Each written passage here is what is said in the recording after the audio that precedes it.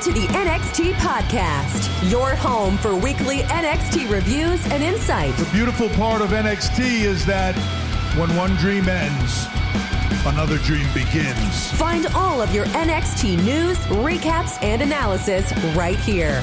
So with that being said, we only have one question for you. Are you ready? We thought so. Let's get the show started right now.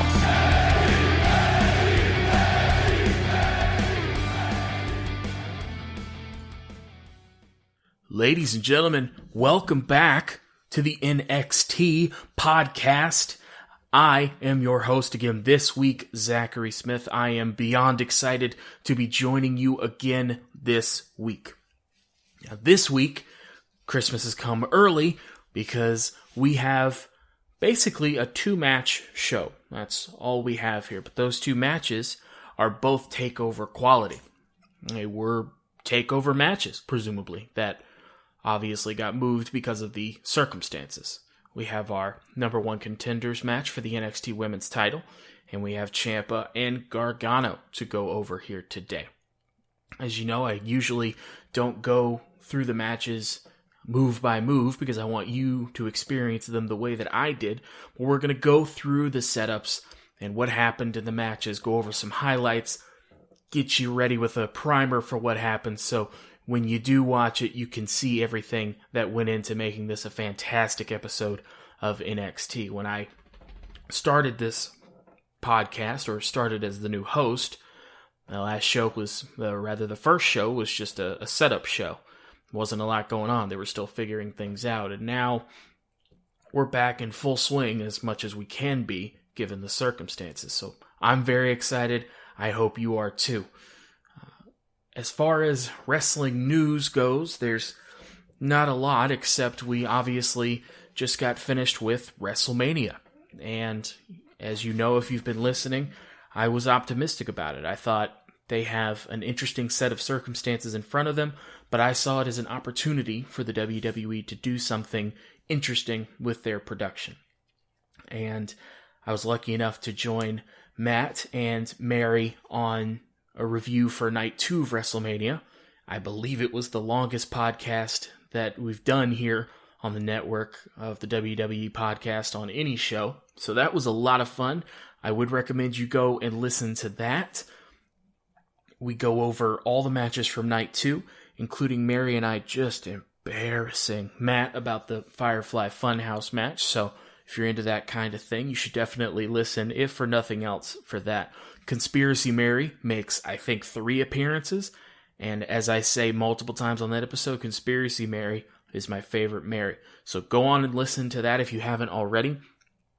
And as far as the news section here, we're just going to talk about not WrestleMania itself, but what we're going to be doing after WrestleMania with a few people.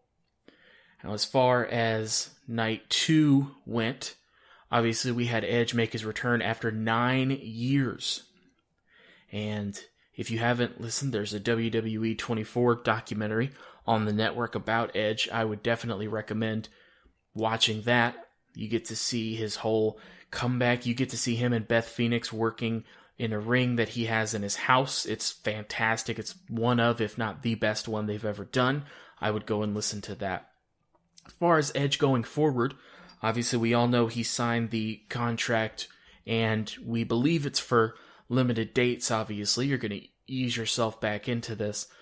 So Edge really has the opportunity to work with anyone. You'd love to see him working with AJ Styles. You'd love to see him working with Aleister Black. You'd love to see him working with just about anybody.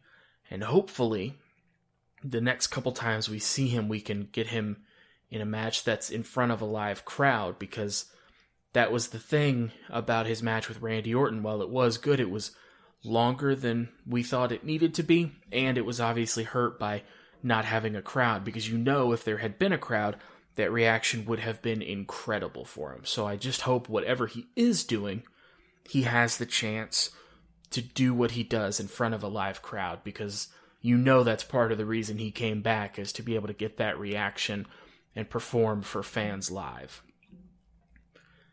We had The Undertaker beating AJ Styles. We saw a return of the American Badass. And it was not a match so much as it was a horror movie or just a short film. It was an excellent use of WWE's production. It's Vince a long time ago said, we make movies, and they fulfilled that. They really did. And the question here is, what happens with The Undertaker now? Because the last few times we've seen him live in wrestling matches, it's left something to be desired. Obviously, he is older. He's taken a hell of a beating in his career. He's always kind of duct taped himself and gotten back in there, and that unfortunately shows. Now, if we're going to go back to those live matches, you might want to consider not having The Undertaker anymore. If this is his send-off, that's a pretty darn good send-off. People have gone out on worse matches than that Boneyard match with AJ Styles. But if we are going to keep seeing him, I would love to see it be in more things like this, things that are more produced and less just straight matches, and more where you can lean more on the mystique of The Undertaker rather than Mark Calloway performing wrestling moves. So if we can get that going forward, that'll be fantastic. We obviously had Aleister Black beat Bobby Lashley at WrestleMania.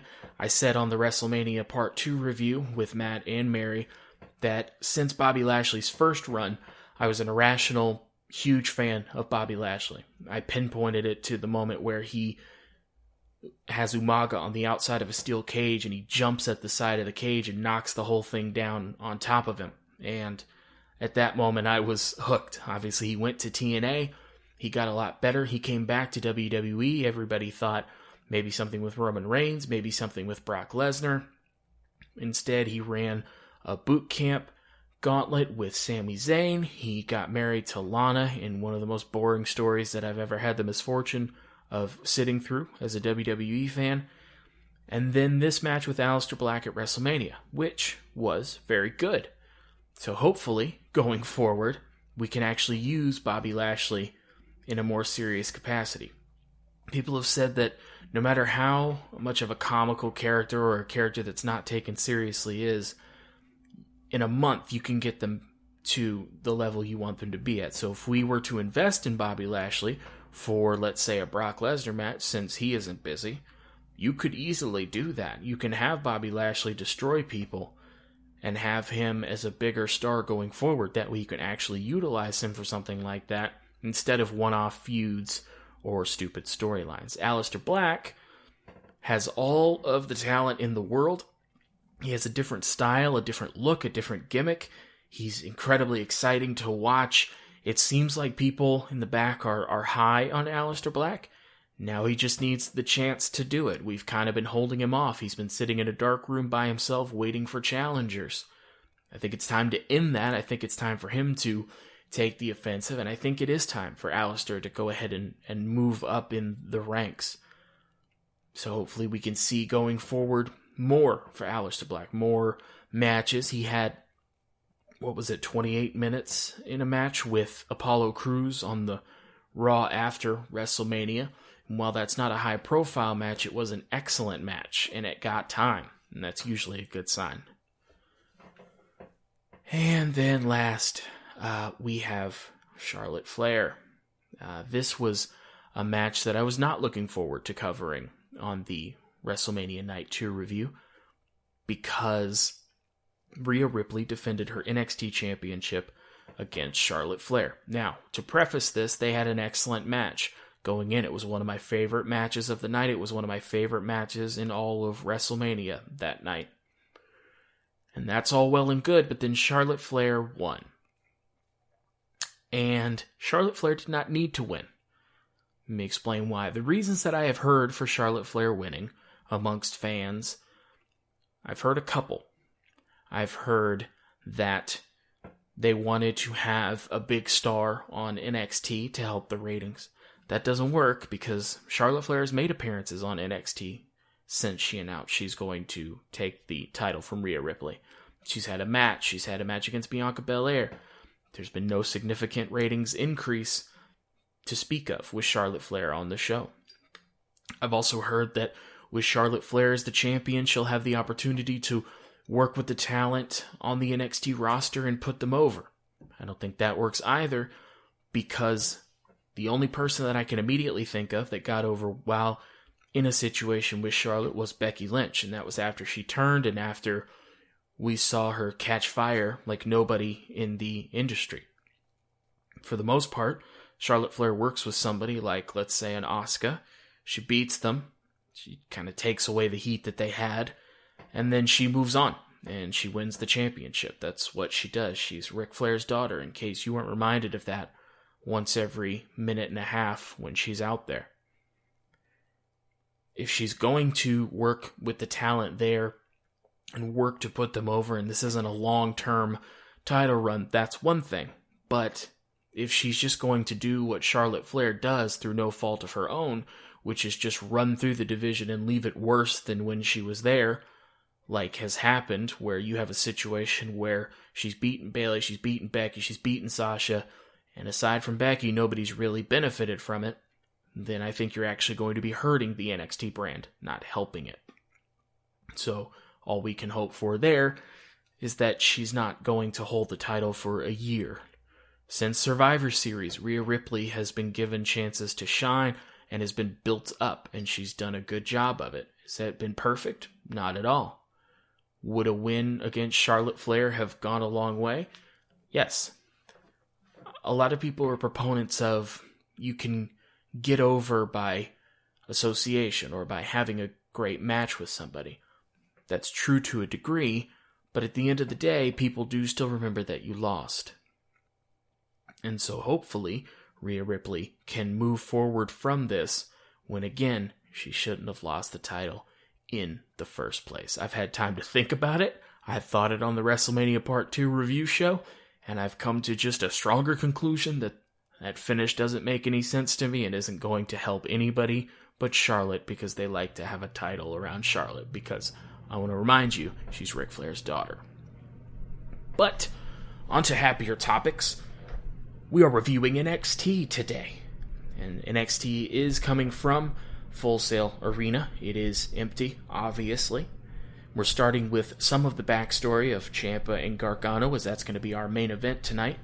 Has a voiceover from Triple H, going over the finer points here, that this needs to end, and when it's over, it's over. This package makes it feel like a TakeOver main event, which it undoubtedly would have been if we had had a proper TakeOver. It's still the Hart versus Hard one final beat, and that's still a weird way to title this match. You have this epic kind of promo and this huge backstory, and then one last beat kind of still makes me giggle, and I don't think that's what they were going for.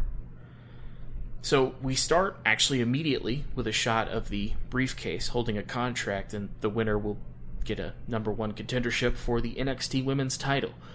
All of the women are actually in the ring. There's no entrances. We're just going to start. So again, we have Dakota Kai, we have Tegan Nox, we have Chelsea Green for some reason, we have Io Shirai, we have Candice LeRae, and we have Mia Yim. We also have Raquel Gonzalez out with Dakota Kai, and Robert Stone with Chelsea Green. It's a fun spot where Raquel Gonzalez is taken out early by, I believe it was Candice, and then the babyfaces kind of corner Dakota Kai for a bit. And that was a fun opening and a little bit of comeuppance for Dakota Kai early in the match.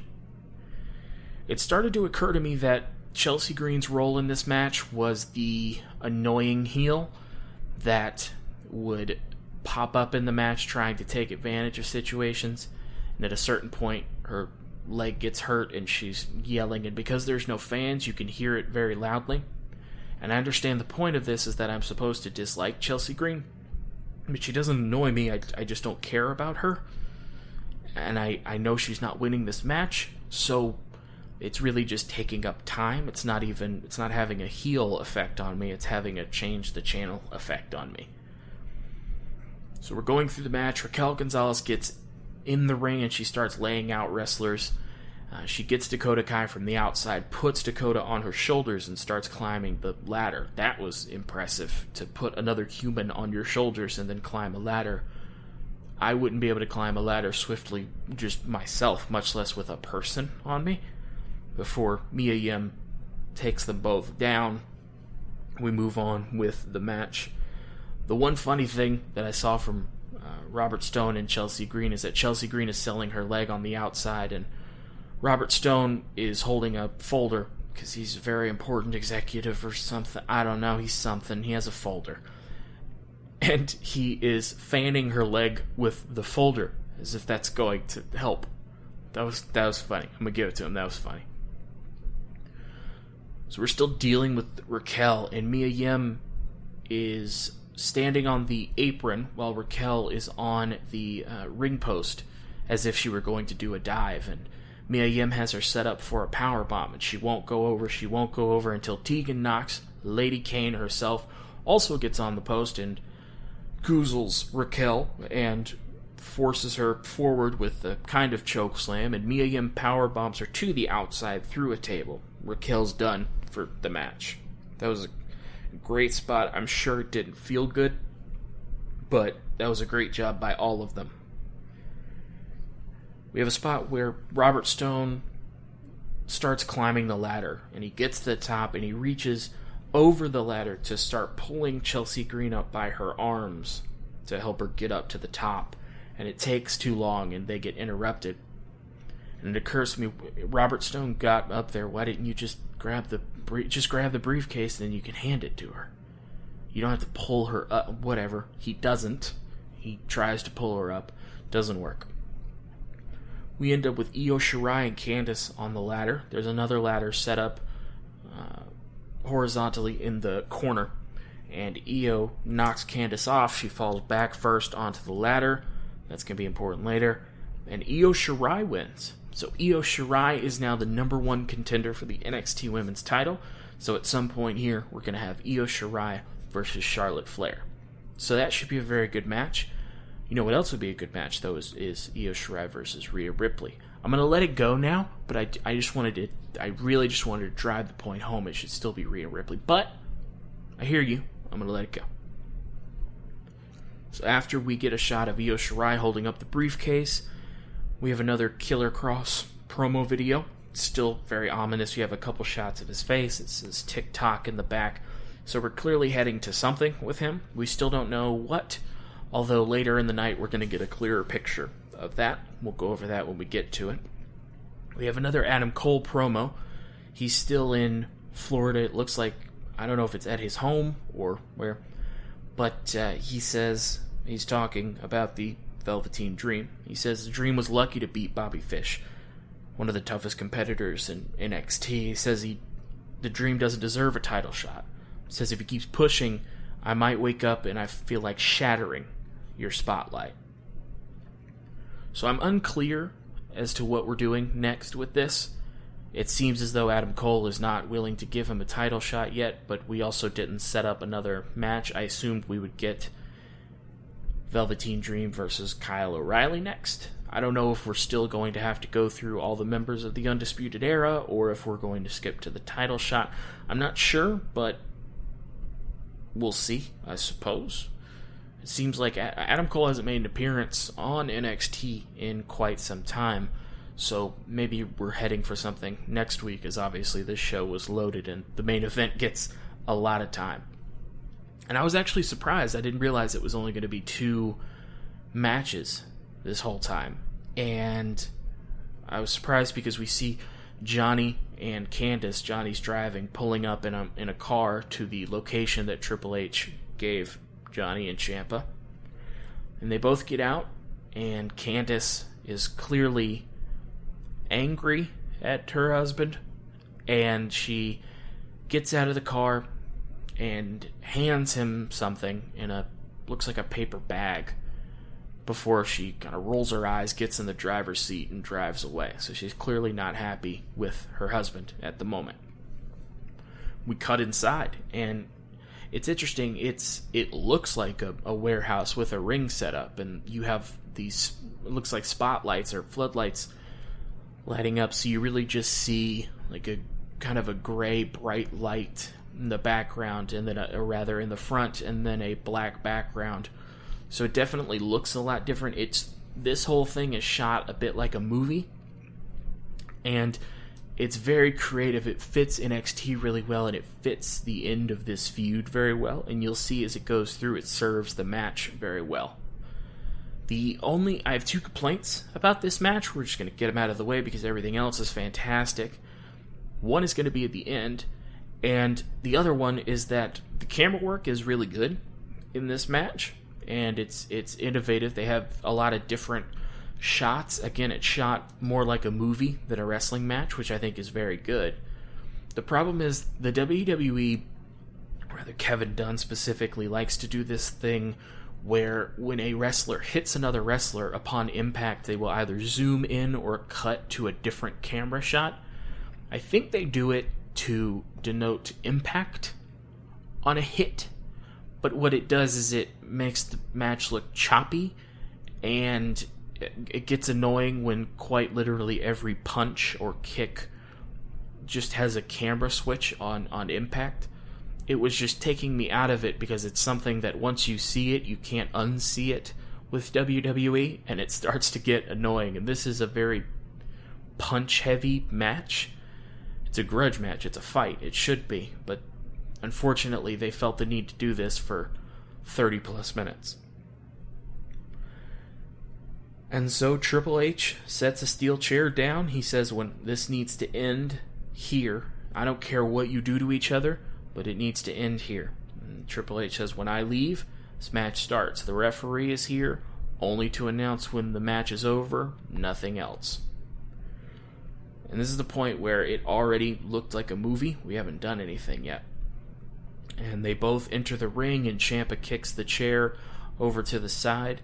Says, it's me and you. And we have a few cool spots here where they're starting off just hitting each other, starts right away. Johnny is selling on the apron, and he goes to do the in between the rope spear. Obviously, Ciampa would know that's coming. He knees him right in the face. That didn't look like it felt good.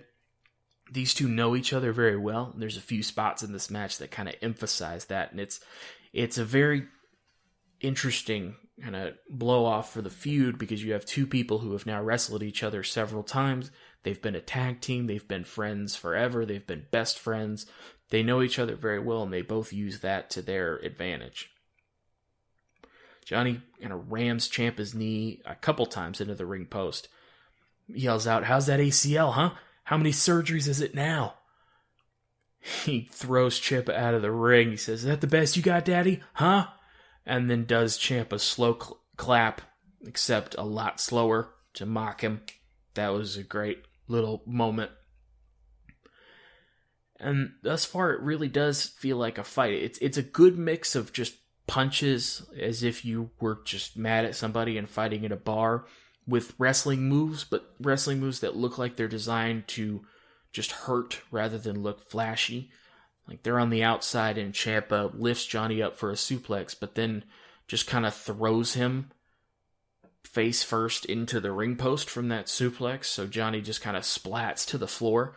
Like all their moves kind of were a little bit modified to just kind of hurt rather than look cool.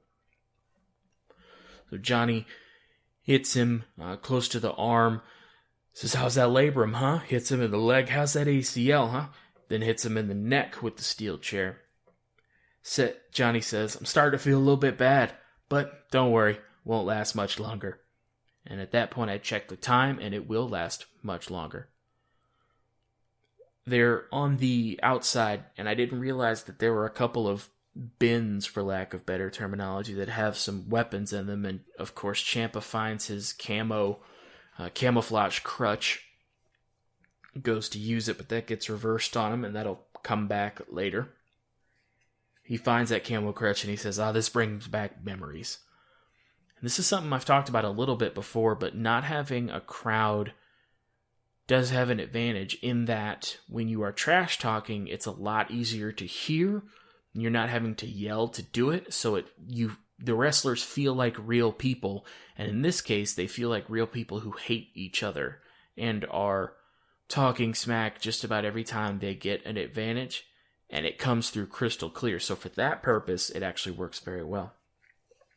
It's about this point where I'm just marveling that these guys work so well together and they have such good chemistry that I'm not a wrestler, but it seems as though they barely have to call anything out in the ring. They're both just kind of reacting to each other, and it's going really smoothly. I didn't see really anything that was messed up or a blown spot or anything like that. And it just kind of goes to show that when you have chemistry like this with somebody and you know them as well as these two guys know each other, you can really build a great match without necessarily having to call everything, nor would you have to script out everything in the match. And this match is very, for the most part, friendly to that.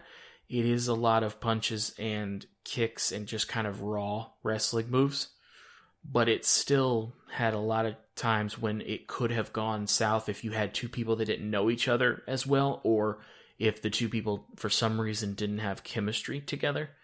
But obviously these two don't have that problem, and we put together something that feels a lot different than if we had fans and it was just a standard match. I think this, much like the Boneyard match or the Firefly Funhouse match, kind of benefited from not having a crowd, in that the production value went up and it made it look a little bit grimy and it made it look a little bit harder edged, and that fits perfectly with what we've been setting up here. It really feels like these two were driven to a remote warehouse to have this grudge match, and this referee was just placed in the middle with a cameraman. And so Ciampa lays out Johnny, and then Ciampa gets, looks like bolt cutters, and he's starting to cut the rope that attaches the canvas and the foam to the 2x4s. So he starts cutting it, and of course he starts pulling up the canvas and the padding. And so you know that's going to come into play at some point here. You just don't exactly know how, although you have an idea. The referee at this point actually says, "Guys, this is too far. How long have you guys known each other? Come on." Which was I thought it was a cool addition to this match, where the referee's basically to this point just been checking on them, but it really does emphasize how kind of far these two have fallen, that they're willing to just kill each other. And even the referee is like, "Guys, you've known each other forever, come on." And so we have Johnny crawling out to the exit, and he ambushes Ciampa when Ciampa goes out to find him, and they start fighting just outside, it looks like, in the parking lot. And there's a NXT truck out there, and Ciampa climbs onto the top of the truck, and Johnny follows him on top of the truck, and then the referee follows both of them on top of the truck. And even in my notes, I just wrote, Ciampa climbs onto a truck, Johnny follows. We're fighting on top of a truck. We're fighting on top of a truck while cars are passing in the distance. And this is insane, and I love it. And I would never have thought that I wanted to see two wrestlers fight on a truck. But now I want all of the matches to take place exclusively on the top of a truck. And so we do a few things on top of the truck, and eventually we make our way back down. And thankfully nobody fell off the top, because when they got up there I was legitimately worried that one of these insane men were going to fall off of it. So they're both back inside, and they're both selling, they're both on the floor. At this point I wrote, shout out to the 24-pack of Kirkland's bottled water that was prominent in the shot. I don't know if that was put there intentionally, but it's only a shot of the two of them in almost darkness, but you see this light fluorescent blue Kirkland's 24-pack that made me laugh. And so the wood slats, the 2x4s of the ring, are exposed now in a big chunk of one of the corners. And so you know something bad is going to happen. It's that thing where a wrestler will set something up early in a match and you'll forget about it, and then it'll come back later. At this point, the physicality in this match and the way that they're doing it and have put it together really makes you believe that these guys hate each other and really just want to hurt each other.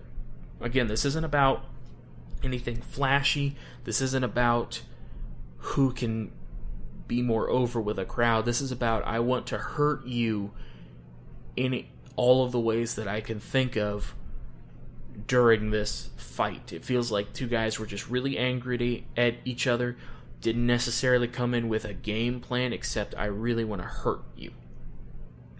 We're back in the ring, and Johnny has the crutch, and he kind of puts it under Ciampa's chin and starts lifting up. He says, "You're a failure as a man, you're a failure as a husband, you're a failure as a father." He says, "You're a monster. Willow's going to thank me for this." Which I'm going to assume is Ciampa's daughter. And the whole time he's saying that, Ciampa's laughing, which is, if you're ever in a dangerous situation, I would recommend laughing, because it's very off-putting. So, for example, if I'm fighting Ciampa and he's laughing at me while I'm yelling horrible things at him and hitting him, I'm going to be honest, I'm probably going to stop, because that guy is more dedicated to this than I am. If you're more dedicated to being hurt than I am to hurting you, what am I gonna do? Well, we're done here.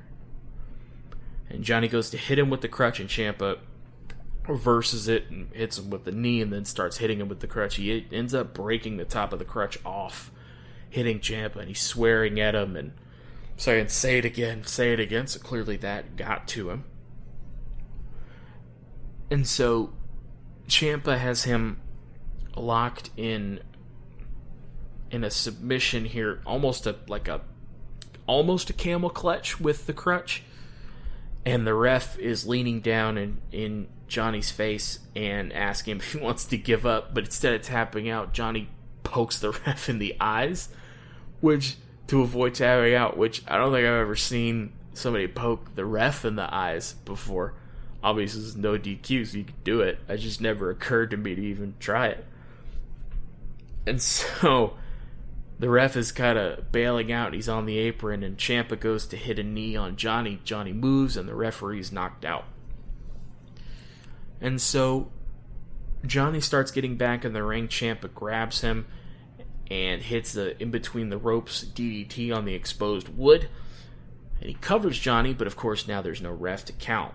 And so at this point I started getting worried, because that's what we call in the business a visual pinfall, which usually means the person who got it is going to lose.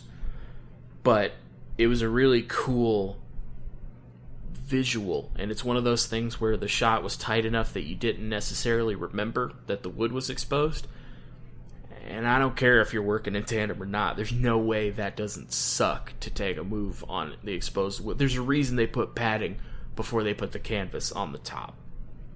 There's no way that was fun. And so both men are in the ring. They're both knocked down. And Candice LeRae comes back. And she's very emotional. And she gets in the ring looking conflicted. She's saying, "What are you guys doing? Stop." She says to Johnny, "Who are you?" Turns to Ciampa and says, "Are you happy? I hate my husband. Are you happy?" She tells Ciampa to go ahead and just finish it. And Ciampa at this point looks conflicted, because Johnny's more or less done. He took a DDT on exposed wood planks. So Ciampa's conflicted. It takes a little bit too long, so she says, "Alright, well, if you won't do it, if you won't finish it, I will." And she hits a low blow kick on Johnny. And then she gets out of the ring, clearly upset, and it seems as though she leaves. And so Ciampa is getting emotional almost, and I guess starts to realize, like, what are we doing here? And he can't quite bring himself to finish off his best friend, although it has been twisted and they have gone down this dark path of hatred together. At the end of the day, it's still somebody you love, and it's still your best friend. If I were in a fight with my best friend, at some point, if they were beaten down, I think I would be conflicted too. Ciampa almost seems like he's checking on Johnny. He keeps saying, "It's over, man." And then Ciampa apologizes to Johnny. "I'm sorry, man." Johnny kind of gets back up to his knees. He says, I'm sorry too. I'm sorry too. And then we see that Candice is back. And she low blows Ciampa. And they're both laughing. And Johnny takes out that bag that Candice gave him. And it looks like it was a cup. So, I take it that means that Johnny had a cup and Ciampa didn't. And Johnny and Candice are both laughing, and Johnny kind of waves it in Ciampa's face and says, you lose. And so Johnny picks him up, and I've completely forgotten what that move is called. It's kind of a one-winged angel. And drops Ciampa on the exposed wood. 1, 2, 3. And Johnny wins. I said, I think it was last week, that one of the reasons this match was so interesting is that I really couldn't tell you who was going to win. I could make a case for either person. And if you had made me bet money, I probably would have said Johnny. If you had asked me who I wanted to win, I probably would have said Ciampa. But in a situation like this, when you have a match as good as this one was, it almost doesn't matter at the end of the day. These two are both immensely over. These two are both beloved by the fans. Now, obviously, Johnny is a heel, but there's still that respect there. They've both put in so much work and sacrificed so much for NXT and for wrestling that I think as a fan you could be happy with either one of them winning.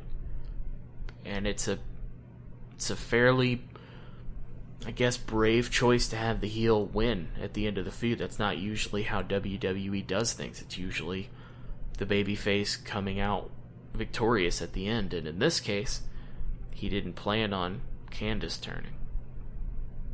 And these two brothers, these two best friends, these two best friends for years and years, these two former tag team partners, these two former tag team champions, have been reduced to a torn up ring and a crutch and a steel chair, and Ciampa is on the ground really selling not only the pain physically but all of the emotions that are going through his head. And not only that he lost, but the reason he lost is that he hesitated. If he had taken Johnny out, maybe he would have won. And not only did he hesitate, he underestimated Johnny. He thought, we're going to get into this fight and we're going to finish it. He didn't account for Candice LeRae. He didn't account for Johnny having a plan. He didn't have one of his own. And you can kind of read all of that on Ciampa's face. He's hurt, and there's almost a little bit of relief that it's over, and he's mad at himself. And I don't need to tell you that these two guys, it's a cliche, but left everything in that ring and that parking lot and that top of a truck. Did I mention they fought on the top of a truck? They left everything out there. They gave you everything that you could have wanted from the culmination of this feud that's been going on since 2017.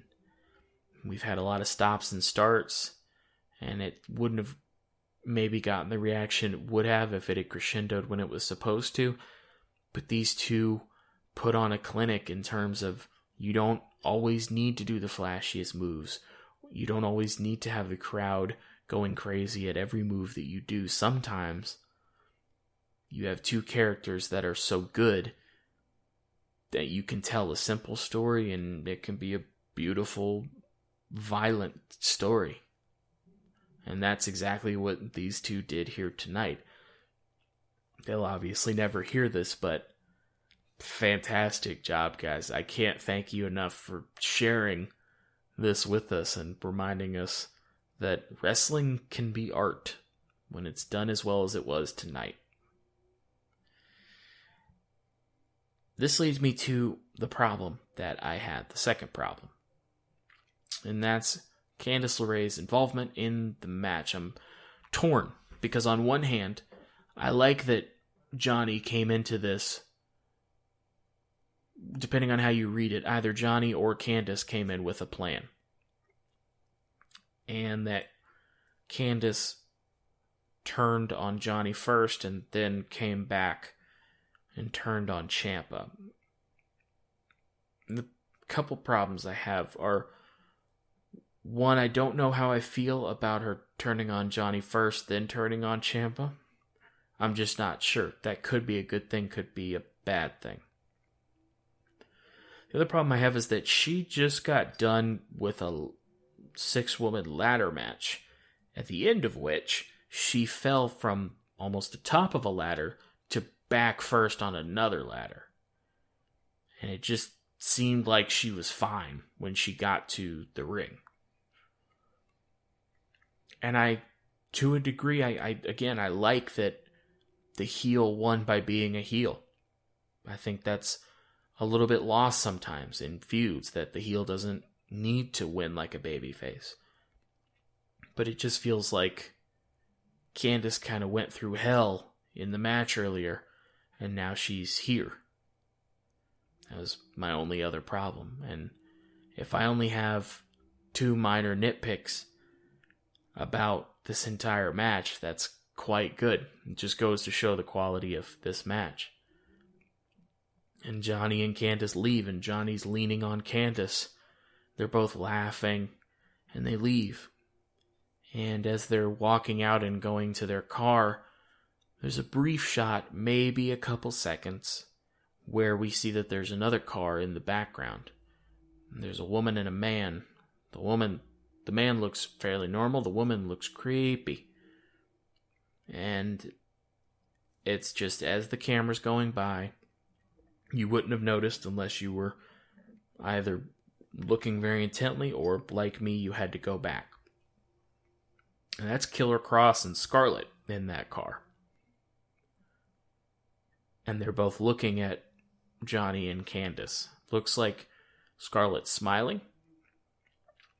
So it would seem as though we have our next Johnny match, or our Killer Kross debut. We were wondering who he was going to debut against, and if this setup is any indication, it's going to be Johnny. I can't think of a better guy to start with than the guy that's riding this momentum. He's one of the most important wrestlers that's ever been in NXT. And so we'll have to see if they're going to do a big debut first, or if we're going to keep seeing Easter eggs when we see Johnny. That would be kind of cool if every time we see Johnny, we see Killer Kross and or Scarlett in the background. Not to mention Scarlett Bordeaux and Candice LeRae can also get in with matches, and that'll be fantastic as well. I think this kind of works out perfect, because clearly Killer Kross and Scarlett are a duo, and so you'd need another duo for them to go up against. So hopefully going forward, we'll have that as well. NXT doesn't usually have 2-match shows. Obviously, part of the reason for that is that they're a bit limited on the talent that they can comfortably use. And so, for example, the Raw after WrestleMania, they used who was close. And so that's why you saw Apollo Crews. That's probably why you saw the Big Show. And in this case, they had 8 performers. 6 for the ladder match, 2 for the main event. But for NXT, this works very well. On Raw and SmackDown, you're not generally going to see matches that go that long. Raw was a rare exception with Aleister Black and Apollo Crews, but NXT is great for a long, fantastic match. And so, between last week with Keith Lee, Dominik Dijakovic, Damian Priest, and this week with the ladder match in the main event, you've really gotten a 2-week takeover, which is cool. We obviously aren't going to get a takeover for some time. We don't know when. But over the course of 2 weeks, we've had takeover quality matches, and matches that would have been on the takeover card. And I can't be mad at that.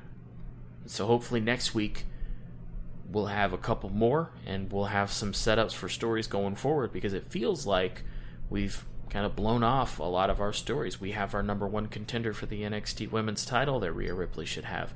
I said I was going to let it go, and I'm not going to let it go. We have our number one contender for the champion we shouldn't have. And we have Johnny Gargano beating Ciampa. And we have maybe Killer Cross coming to fight with Johnny. We have Finn Balor, who's going to be taking on Walter at some point, basically saying that Walter's title is on borrowed time. So we have a couple irons in the fire, but we still have to deal with Adam Cole and Velveteen Dream, whether Dream's going to have to go through the Undisputed Era or if we're just going to move forward. So we have a lot of setup to do, and we have a couple matches we can get out of it. But ladies and gentlemen, as I said, that is a 2-match show, which means my time is up. Again, I have been Zachary Smith. I cannot thank you enough for allowing me to come into your homes through your devices for multiple weeks now. I still pinch myself before I start recording to make sure that I'm not dreaming and this hasn't all been some weird fever dream this whole time. I've been on the WWE podcast with Matt, and then Matt and Mary, and then I'm hosting my own show. I get off work, I get to watch NXT and talk to you folks about it. I also get to interact with you on Twitter. I'm at ZachNXT. That's ZACHNXT. I've already had a couple of you reach out to me. We've had a couple of fun conversations. One of my friends on Twitter even called Bianca Belair being called up the night before it happened. I was proud of him. But please reach out to me with any questions, comments, concerns, anything you want to see on the show, anything you don't want to see, any questions you have. If it's something that we want to include, we'll go ahead and throw it into the podcast. But if not, you can join me back here next week, same time. Again, I have been Zachary Smith. This has been your NXT podcast. Thank you, and have a great day. Thanks for listening to the WWE Podcast. Don't forget to subscribe on your favorite podcast app so you don't miss a show, or head to WWEpodcast.com. And for all of these shows ad-free, head over to patreon.com/WWE Podcast. Until then, we'll see you next time.